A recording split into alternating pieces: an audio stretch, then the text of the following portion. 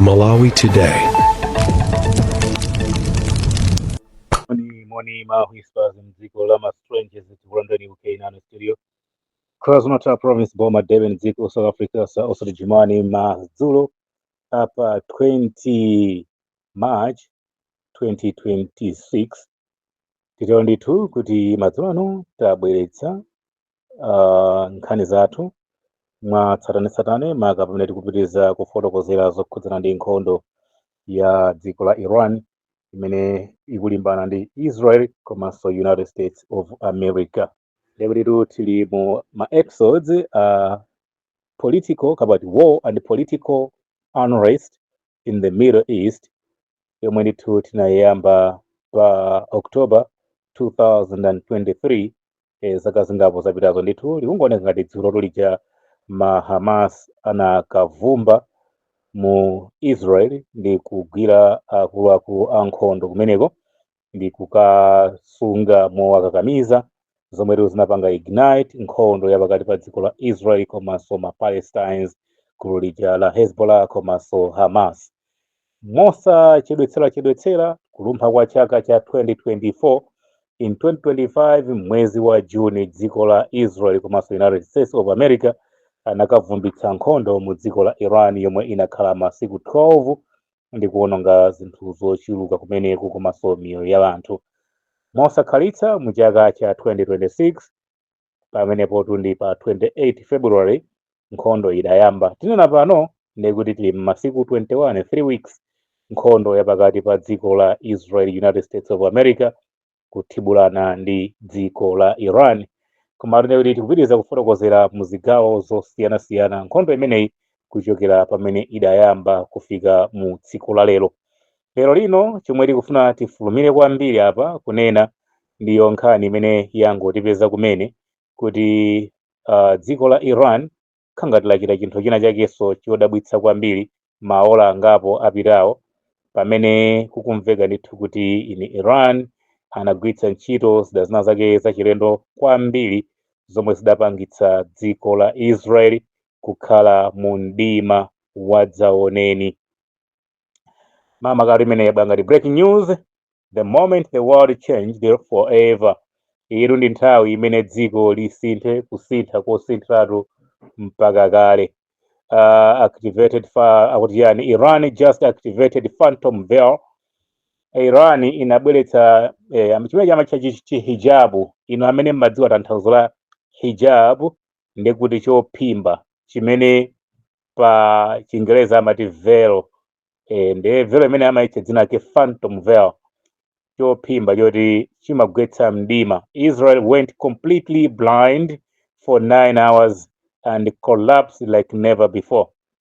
Dziko la Iran lidapanga chimene chichi phantom veil imene idapangitsa kuti dziko la Israel ligwe mu mdima wadzaoneni kwa maola okwana 9 ndipo zimenezi zidatseka ntchito iliyonse yochitika mu Israel kwa maola amenewo ndipo ndi chinthu china choti sichinambe chachitikirapo dziko la Israel. What you are about to read, okay, tatatati ntamangeni ndi page imeneyi. For the last 9 hours Israel was plunged into total darkness. Kwa maola okwana 9 dziko la Israel linali mu mdima wadzaoneni komanso osangoti mdima chifukwa choti kunadulidwa magetsi ayi koma completely military blackout komanso ngakhale pa nkhani ya za nkhondo ndekuti anali paralyzed kwa ma hours 9. Iran Revolutionary Guard quietly activated their most classified weapon. Iwo ndithu ma Iranese asilikali a dziko la Iran anapanga activate chida chawo chapamwamba kwambiri chimene amachitcha kuti Operation Phantom Veil. Ndipo a terrifying mix of AI quantum cyber attack, invisible hypersonic drone swarm, and the precision missile that made Israel's entire defense system disappear from their own screen. Zimenezo atapanga choncho dziko la Iran kunapeza kuti it was a terrifying mix of AI quantum cyber attack. Panali chimpwirikiti choti zinthu zimene ndithu amazidalira mu dziko la Israel zokhudzana ndi za cyber choncho za internet ndi zina zonse zolumikizana ma connection network ndizonse zinali under attack, komanso panali invisible hypersonic madrone amene samaoneka chifukwa cha mdima, amangozindikira atagwa, komanso amavumba ngati muja zivumbira dzombe. Precision missiles, mass missiles amene amatumizidwa ndipo samasempha target imene amatumiziridwa, zimene zidapangitsa Israel yonse defense yawo ya defense system yawo idachita kusowa ngakhale pa mascreen, ndiye kuti konse kumene amayang'anira kuma powerhouse kwawo intelligence yawo inali blackout, ngakhale ma TV samaonerapo chilichonse. While the world slept, pamene dziko linali mtulo zinachitika usiku, Iron Dome dead inamwalira imeneyo. David Sling and the arrow system inali offline. Komanso all communication between Israel and bases imenenso inapangidwa cut off. Top commanders reportedly abandoned their post and fled the country in panic. Ma top commanders zinamveka ndithu kuti anatuluka maofesi ndi kuthawa kutuluka dziko chifukwa cha mmene mpanipani unachitira. Tel Aviv, Haifa and military headquarters hit with waves after waves of missile. Ku Tel Aviv, ku Haifa komanso military headquarters ambiri anavumbitsidwa ndi ma missile over 90% rate. Ma missile ndoti pa 10 aliwonse 9 agwira ntchito yake imene ma Iranis anaponyera. Israel is now in a total chaos. Israel tinena pano ili mchisawawa. Stock market nkhani yokhudzana ndi msika, chuma chawo chagwa ndi 68%. People running to bunkers and akuthawira m'maenje amene adawakumbira muja muli mdima mulibe magetsi chifukwa cha zimene Iran inachita. Allies says completely silent. Allies staying completely silent. Maiko onse amene ali paubale ndi dziko la Israel anali chete osakamba kukena kaliwonse. No statement, panalibe mawu amene atulutsa. No defense, panalibe chitetezo chimene alonjeza. No power left, panalibenso mphamvu imene inatsala yoti angathe kuigwiritsa ntchito to defend themselves pa nthawi imene mdima unagwera. Meanwhile in Tehran, chonsecho tu ku Tehran misewu monse inapangidwa exploding with a celebration, munadzazidwa anthu ndi chisangalalo, millions waving flags, komanso mbendera za mamiliyoni ambendera za dziko la flag zinali zikuuluka, ma fireworks, ma cricket amene lighting up the sky anali akuphulitsidwa mulengalenga. Iran's new leadership just dropped his chilling message. Mujtaba Khomeini amene wangotu ndi mtsogoleri amene wasankhidwa kumwalira kwa Ayatollah Khomeini watulutsa uthenga wake umene unakhazikitsa mitima ma Iranis. We warned them, tinawauza iwowa. They assassinated our leader, anatiphera mtsogoleri wathu, thinking it would break us, ankaona ngati zimene zitifowola ife. Instead, m'malo mwake we ended their illusion of power in one night. M'malo mwake ife tathetsa marama amphamvu zawo musiku umodzi. Iran is not defending anymore. Ifetu ngati dziko Iran still pano kudzitereza. Iran is deciding the future of the Middle East. Iran ndi imene tsono ichite chiganizo cha mmene Middle East iyenera kupitira chitsogolo. The Zionist regime is finished. Ulamuliro umene wa Ayuda tiuthetsa ndipo watha. This is the biggest military humiliation in Israel history. Zomwe zachitika zitu ndi chinthu chokhumudwitsa kwambiri pa nkhani ya za usilikali kapati za military za mumbiri ya dziko la Israel. One side stand taller and stronger than ever. Pamene mbali imodzi ikuima molimbika komanso mwamphamvu kuposa chikale. The other side has been reduced to zero. Pamene mbali ina imene imadzitukumula ikuona kuti yagonjetsedwa kugwada ndi maondo. The world is waking up to a new reality.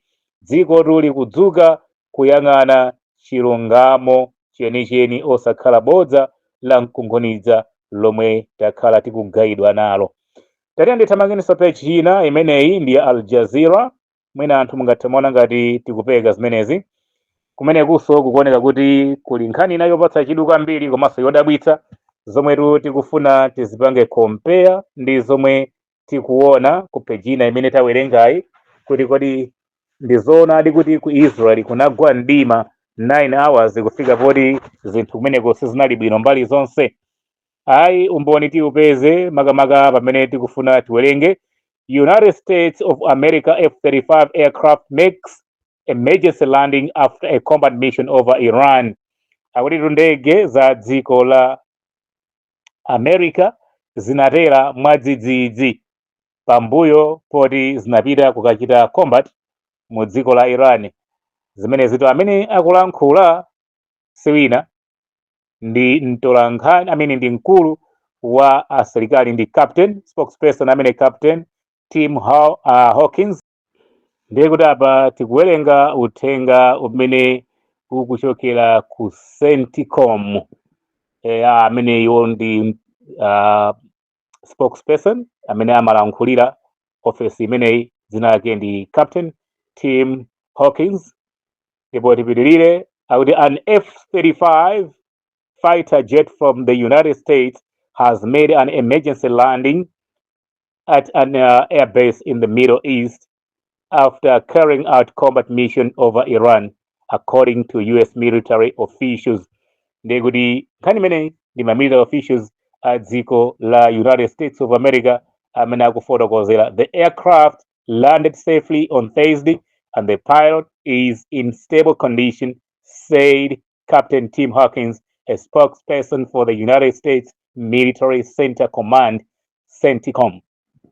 Kwa choncho zikuoneka kuti ndegezi zinauluka kupita ku Iran ndi cholinga chofuna kapanga za chiwembu, koma malinga ndi ripoti imene kulipezanso ku peji ina ija zikuoneka kuti ndegezi zinatayika, sizimalandira ma signals osonyeza kumene zikupita kapena kumene zikuchokera ndi mmene zingagwirire ntchito. M'malo mwake zinabwerera apa, ngakhale Al Jazeera malinga ndi zinaso zimene titaululepo mpano safuna kunena chilungamo, koma zikuoneka kuti a phantom hijab imene anayipanga activate a dziko la Iran ikuonetsa kuti mdimawo unavuta ndithu, komanso communication panalibe pakati pa ndege zimene zimayembekeza kuti zikachita chiwembu ku Iran ndi anthu amene amazipanga control m'mabesi mwawo. Mwachoncho angonena kuti in Middle East, koma maripoti ena akuulula ndithu kuti ndegezi zinakatera Kuwait, ataona kuti Iran sikuoneka pamene ili. Ndege zinanyamuka kuti akapange chiwembu, koma zikuoneka kuti sanaione Iran kuti ili pati. Ndege zimauluka mwamba kwambiri ndi kuponya mabomba izo ndi kumapita, koma zikuoneka kuti zitauluka kulowera ku Iran sanaone kuti kodi Iraniyo ali pati, komanso target yathu ija paja nditi. Zotsatira zake anangotembenuka, koma ngakhale imene amatembenuka khanga ndege zimanachitika china chake ndithu chosakhala bwino chimene chinapangitsa kuti zichite emergency landing ndi kutera ku Kuwait. Tikayang'ana ndege zimenezi, imodzi inakonzedwa ndi ndalama zoposa 100 million US dollars, ndi kuti apa mu ndege 8 we are talking of 800 million US dollars. Malinga ndi report la CNN quoted two anonymous sources as saying that the plane, which cost up to $100 million, was likely hit by Iran. Ndege zimene zimusayiwale zingapo zonse chiwerengero chikwana ngati ndege zitatu ngati C4 ena kumati 6, ngakhale kuti America ndi Israel asankha kumabisa maripoti, koma pali maumboni onena kuti ndege zimene zokwana zopitirira zinayi zinaomberedwa ndi kugwetsedwa ndi mizinga yochoka ku Iran. Ripoti ndikuwerenga pali ndi la CNN, sila ine sinapanga kireti ndine, I'm just reading, ndikulira nthauzira mchichewa. Since fighting began on February 28, the United States of America has reportedly lost approximately 12 of MQ-9 Reaper drones. Awa ndi maripoti ochepa, tikumva zoti anthu amene amwalira ndi okwana 18, anthu ovulala ndi 200, koma ndi mmene mizinga ikuvumbira akuluakulu zibisani zibe kanthu. Zenizeni zadziwika nkhondo ikadzatha. Tinadziwa chiwerengero cha asilikali amene adamwalira mu nkhondo ya ku Iraq, nkhondoyo ataona kuti ikupita kosawakomera iwo. So awa ndi maripoti amene nawo ndege zinabwerera. China ndichiona kuti dziko la Iran musayiwale kuti Israel inakaboma ma facilities aza mafuta, ma gas station a dziko la Iran chakumpoto kwa dziko la Iran, ndipo zotsatira zake ndi zoti America inakana, maripoti athu nabwetsa kuti America inakana kuti zomwe Israel yachita ife sinayitume, ndipo ife sitinatengepo mbali pa zimenezi. Ndikukhulupirira kuti Israeli sichitiranso chiwembu dziko la Iran pano ngakhalenso kupita mtsogolo, ndipo ine sindikutenga nawo gawo kulankhula kwa Donald Trump. Ndipo kenako anapitiriza kuti koma ngati Iran itati yakachitira chiwembu ku Qatar, one of those countries in the Middle East, kumene akukudalira kwambiri pa nkhani ya zamafuta zija, ndiye kuti ine Donald Trump ndi America tidzakhala okakamizika kuchita chinthu chimene sitingachiulule, koma kudzakhala kusakaza kosakaziratu ndipo kugwiritsa ntchito mphamvu zathu komanso zida zimene dziko la Iran they never experienced before. Pamene dziko la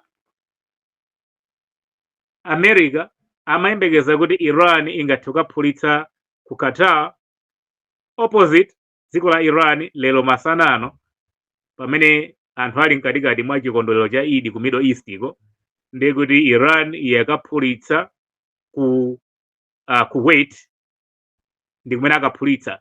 So mungathe kuona kuti maripotiwa zimene zikunena CNN ndi maripoti amapejeni amene tikuyang'ana, ndege zija zachita emergency landing Kuwait.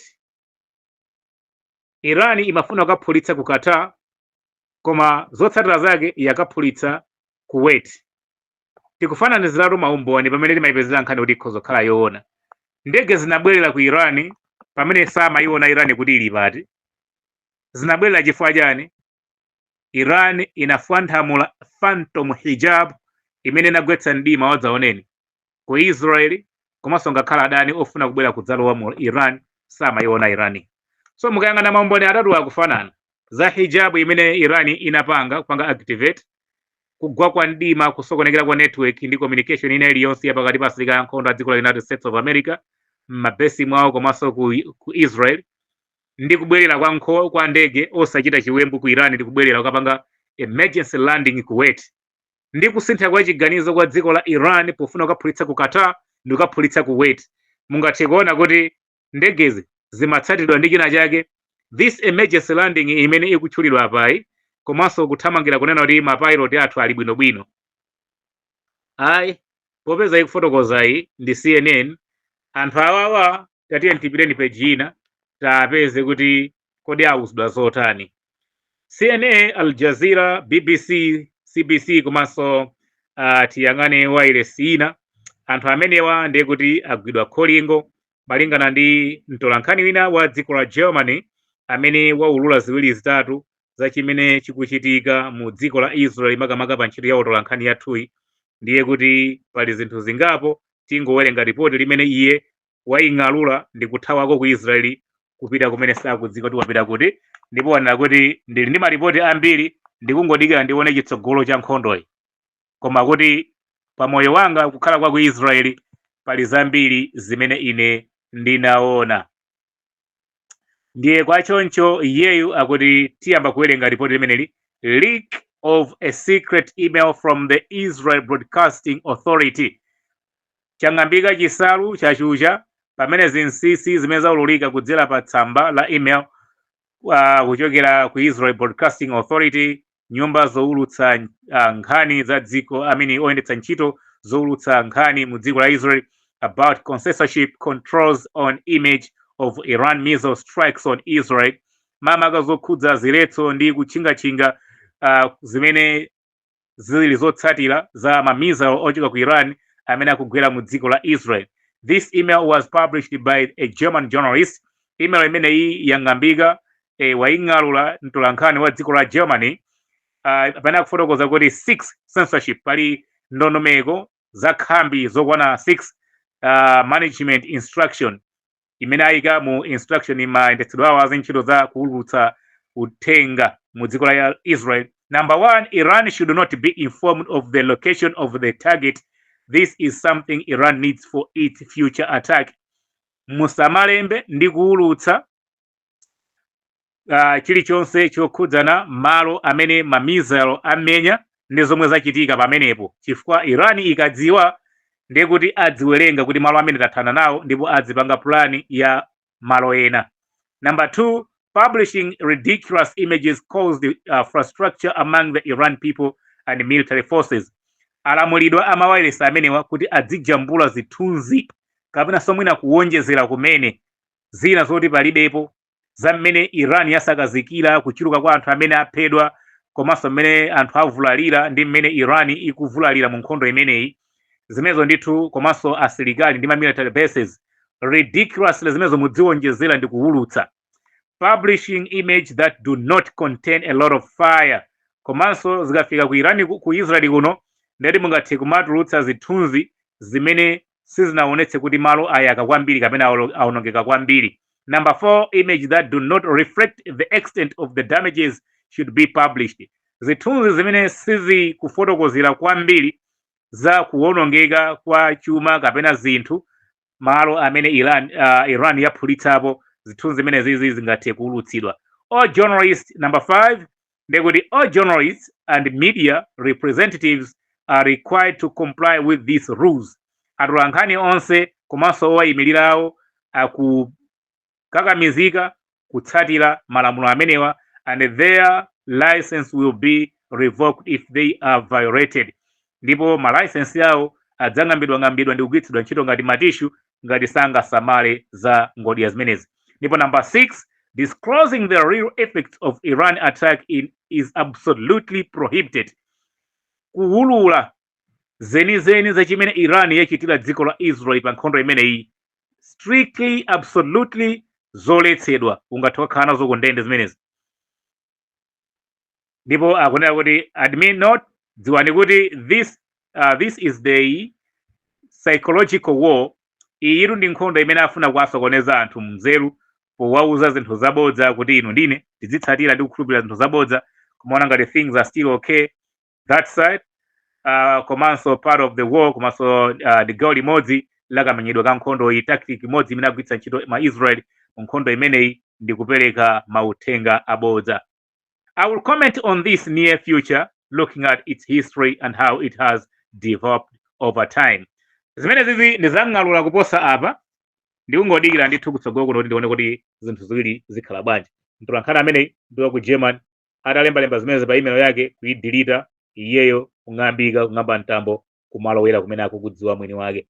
Izi ndi zinthu zina. Okay, tisanamalize program yathu ndi kuti ikuyenera kutha in 25 minutes, apa tili pa 23. Okay, chinthu chancho ndi kuti Iran ikupitirizabe kuyisaka America kuti ichoke mu Israel, ichoke mu Middle East, ipite kwawo ku America. Chifukwa America idalonjeza kuti ngati Iran itangoyerekeza kupanga ataki malo ena aliwonse omwe ndi gas facilities a dziko la amene ali ku Middle East, iyo America ichita anchotsa chakwanuleka Iran. Ndipo Iran mosachedwetsa Donald Trump asanakhale pansi kumaliza kulankhula kwakeko, Iran yaphulitsa Kuwait ndi kumufunsa kuti so what?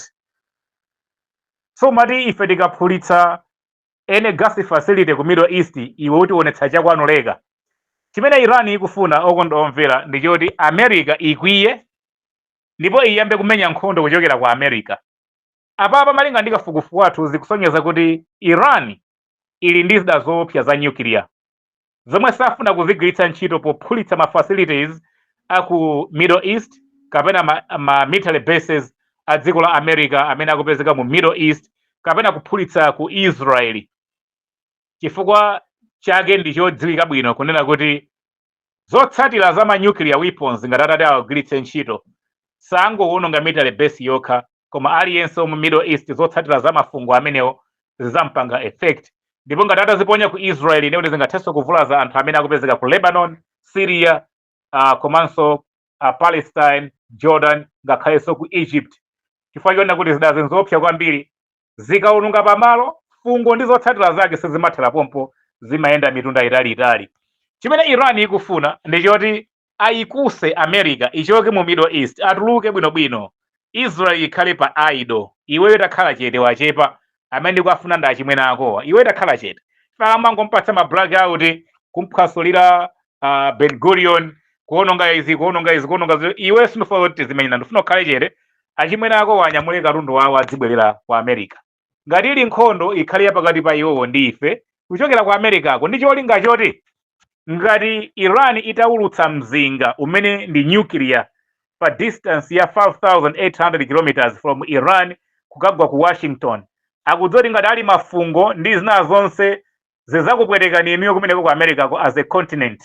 Ndiye kuti Iran itu tisayiwale ngakhale kuti ikumenya nkhondo anthu akumwalira, yes zimayenera kuchitika pa nkhondo, but at the same time akupitirizabe kulingalira za miyoyo ya anthu amene ali Middle East, those innocent people regardless of their race and faith. Komanso ngakhale ku Palestine kuti ngakhale kuwafuna ma Palestinians kuti akhale free, sizikutanthauza kuti we can destroy Israel by using atomic energy weapons kapena ma nuclear weapons. Chifukwa at the end of the day ovulala ndi tonse, chifukwa tonse tili muchigawo chimodzi. What if nkhondo iti imenya ni mwa masamu achimwenewo atuluke kaya apite kwawo ku America, ndiye tizizatumizirana pamenepo chifukwa sono zochitika kumeneko zizakhala kumeneko. Ife maganizo athu tikuona ngati kuti Iran sinayambe kugwiritsa ntchito not even 30% ya luso lake pa nkhani ya nkhondo ndi zida za nkhondo, chifukwa chonena kuti tsiku ndi tsiku ma waves osiyanasiyana tikumaona kuti Iran yatulutsa chida china chake chatsopano chimene chikupanga zinthu zina zake zodabwitsa. Musayiwale masiku awiri atatu apitawa tinakamba zokhudzana ndi ma missile 10 amene anaponyedwa atafupikira ku Israel ali mu Tel Aviv asanagwe pansi, chilichonse chimasanduka 12. Mapero ake anaponya ma missile 10 anakasanduka 120 amene anawononga Ben Gurion. Chimenechi tinaona ngati nchia chilendo. Leloli zikuoneka kuti usiku wapitawo Iran yatulutsa Phantom hijab imene inagwetsa mdima for 9 hours mu dziko la Israel, komanso kupangitsa ndege za America kuti asayione Iran pamene ili kuti ayichitire chiwembu mpaka ndege zakapanga emergency landing Kuwait. Pompo mosachedwetsa Kuwait komwe kutamva zoti gas facility yaphulitsidwa. If you are to look at this, ndikulankhula kwa anthu aku West koma na kuti Iran itathana nayo tayiwonongera zakuti, it's absolutely ridiculous, komanso ndizovuta kuzikhulupirira. Tatiye tipitizeni kutsatira. Ife tilibe nthawi yofotokoza chilichonse chabwino chimene America ikuchita, tisabisiranepo pano chifukwa America ili ndi BBC, America ndi Israel ali ndi CNN, America ndi Israel ali nayo Al Jazeera, America ndi Israel ali ndi CBC, kusonyeza kuti ali nawo kale amene akuachemerera pa zimene iwo akukwanitsa. Ndengati alipo ena mwa inu amene akufuna kumva zochemerera America asavutike kutsatira Whispers Community Radio, angotsatira ma wireless amene alipo kale amene amalengezetsa zochemerera America. Ndiye kuti nzosavuta ngati apatapanga draw line, komanso potengera kuti wireless it's a choice. Ngati mutaona kuti Whispers Community Radio ikulankhula nkhani zake mokondera Iran, tsekani wireless yo ndi yanu, foni yo matata mmagula nokha, battery mmachaja nokha, kaya makachajitsa 100 kwacha yanu, musalolere ife tizikupanga ni phokoso, inunso musaloweleze ntchito zathu. Ife zimene tikulankhulazi tikumawerenganso mmapeji anthu ake omwewo amene akumalemba mwanseli zenizeni zimene azoona ndi maso, ngakhale kuti akafika pa TV akumalankhula zosiyana ndi zimene akumalemba kuseliko. Musayiwala tolankhani aja ndi anthu akakhala ku ntchito akumanena zimene ntchito yawo ikuwalamula. Ngati anthu ali ndi ma Facebook page, ali ndi ma Twitter, ali ndi ma Instagram, amapezekanso ma WhatsApp, amapanga post nkhani osakhala iwo direct, amatha kuuza nzawo azenzawo ndikupanga post ase tikulankhula pa wireless ja usazitengere zenizeni ndi zimene zauza anthu, ndi anthu nawonso chilungamo akutsatira. Ndenu ngati mukuona kuti Whispers Community Radio ikutayitsani nthawi ikungochemerera Iran, musavutike. Chuma mmagwiritsa ntchito popanga download ma VN athu ndi chanu. Sankhani wireless ya kumtima kwanu mudzimverera. 069 3000 915 ndiye namba zathu. Tionane ma update athu ena otsatira. Mwakoma nonse, bye bye.